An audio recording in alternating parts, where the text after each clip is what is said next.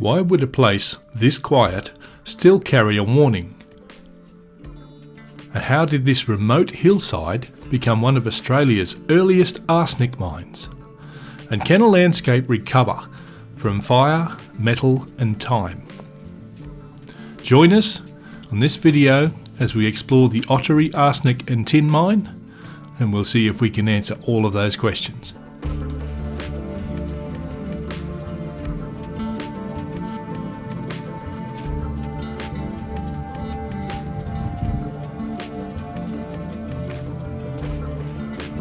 The Ottery Mine was established by the Glen Smelting Company in 1882, and it was one of the very first underground tin mines in this area.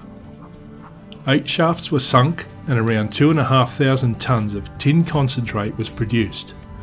As the mining progressed, deeper lodes revealed higher sulphide content, which prompted the construction of a smelter on site to calcine the ore before transporting it away for crushing.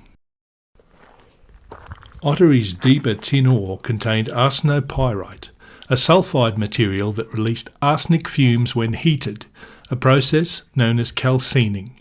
The arsenic vapours were cooled in brick condensation chambers where they crystallised into arsenic trioxide, which was then refined and packed for industrial use. During the early 20th century, arsenic was in high demand for agricultural chemicals like sheep dips and pesticides, making Ottery a valuable supplier within Australia's rural economy.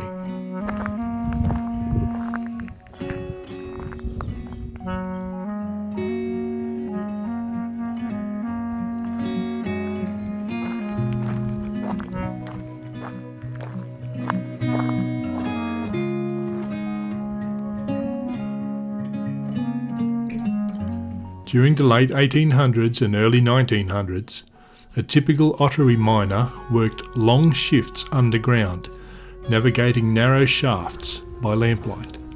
The work was physically demanding, drilling, blasting, hauling and shoveling tin-bearing ore, carting it to the surface, often in damp sulphide-rich conditions. Above ground, others operated the smelter, where ore was calcined to remove the arsenic fumes, exposing the workers to toxic vapours with little protection.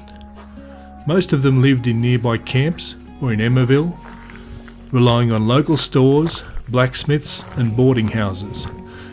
Wages were modest, but the mine at least offered steady employment and helped sustain the district's growing mining economy, until a fatal accident in 1906 brought operations to a sudden halt.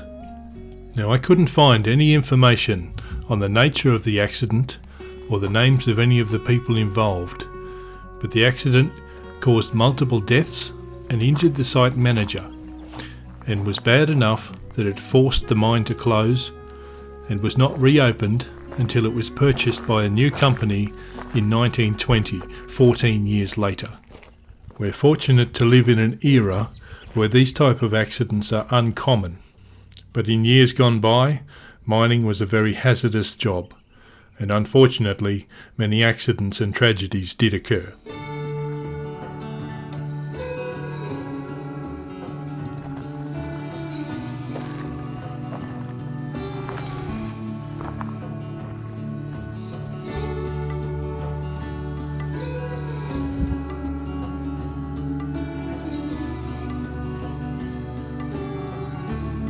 Upon reopening in 1920, the mine had mixed results. It extracted arsenic through the 20s, resumed tin production for several years briefly. Then, in 1929, due to the Great Depression and falling mineral prices, operations ceased. The site reopened in the early 1930s, operating at reduced capacity, when cheaper imported arsenic forced another closure. Finally, it reopened in 1938 and continued on until 1957 with a very limited capacity before being closed for good. During that time, the mine had produced over 2,000 tonnes of arsenic trioxide and 2,700 tonnes of tin concentrate. and was one of the most significant arsenic producing sites in Australia.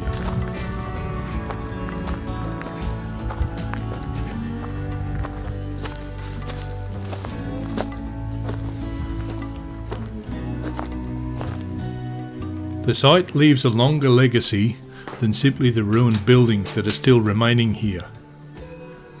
The arsenic vapours, which crystallised into the arsenic trioxide crystals, are still remaining evident as the white and pink efflorescence on the brickwork of the ruins. In addition to this, acid and metalliferous drainage, a process where acidic rainoff from the tailings and the waste can leach into the waterways and the soil, leaving heavy metals and other contamination that may be a problem for many years to come. Despite numerous efforts at remediation during the 1990s and again through the 2000s, some of these issues still remain and will remain for a period to come.